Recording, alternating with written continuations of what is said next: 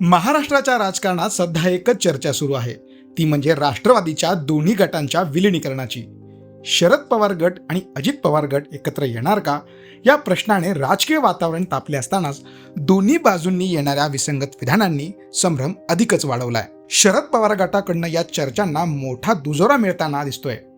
खुद्द शरद पवारांनी चर्चा झाल्या आहेत असे संकेत दिलेत.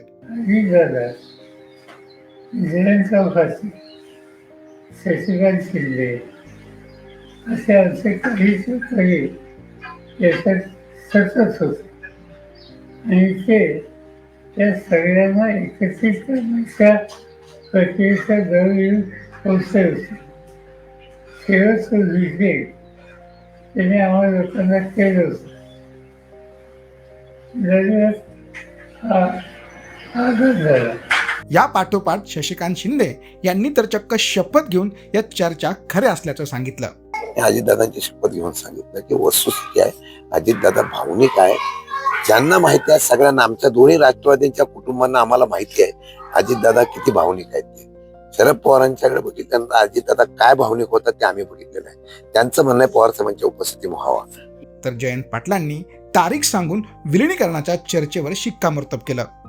बऱ्यापैकी त्यांची इच्छा होती की साहेबांच्या देखतच मला हे सगळे दोन्ही पक्ष आपले एकत्रित करायचे आहेत.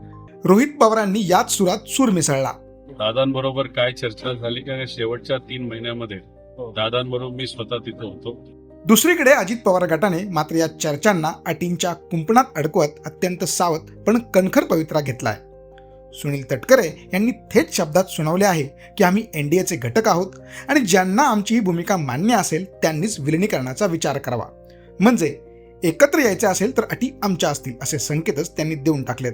भारतीय जनता पक्ष प्रणित एनडीएमध्ये येण्याच्या संदर्भातली भूमिका ही ज्यांना सोबत यायचं आहे त्यांनी स्पष्ट करण्याची आवश्यकता आहे. तर छगन भुजबळ यांनी अशा कोणत्याही गुप्त बैठकांची आपल्याला पुसटशीही कल्पना नसल्याचं सांगत त्यांनी या चर्चांमधील हवाच काढून घेतली. बोलणं झालं असेल, काय नक्की बोलणं झालं हे माझ्या सहित कुणाला काही कल्पना नाही.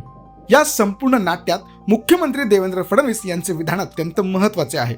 जर अजितदादा असा काही निर्णय घेणार असतील तर त्यांनी आधी भाजपसोबत चर्चा केली असती असं म्हणत फडणवीसांनी हा चेंडू टोलवलाय.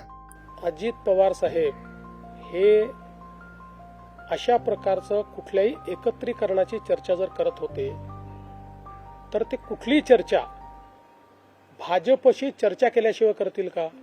त्यामुळे विलिनीकरणाची ही चर्चा केवळ माइंड गेम आहे की पडद्यामागे खरोखर काही शिस्त आहे हे येणारा काळच ठरवेल.